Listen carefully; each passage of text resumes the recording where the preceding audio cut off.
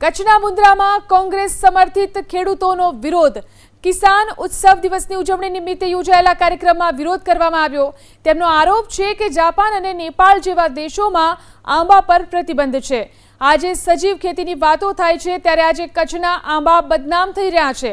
કોઈ પણ દેશ પ્રકૃતિ અને સજીવ ખેતી દ્વારા પકવવામાં આવતી કેરીઓ લેવા માટે તૈયાર ન હોવાનો આરોપ લગાવ્યો। વિરોધને કારણે ભાજપના આગેવાનો સ્ટેજ છોડી અને ત્યાંથી ચાલ્યા ગયા।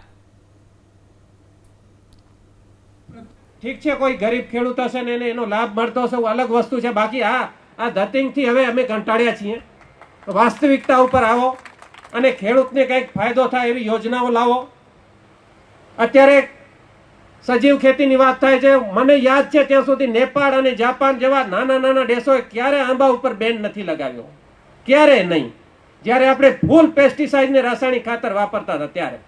अत्यारे ज्यारे सजीव खेतीनी वात थाय छे त्यारे आखी दुनियानी अंदर આપણો આંબો બદનામ શું કામ થયો છે? આપણા આંબાને બદનામ કરવાનું કારણ શું?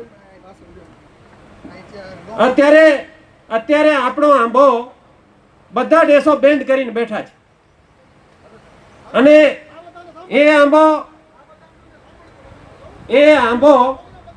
જે 60 થી 70 રૂપિયા ને 100 રૂપિયા વેચાતો તો પહેલા એ અત્યારે 25-30 રૂપિયામાં માર્કેટમાં ફરે છે એ આંબો।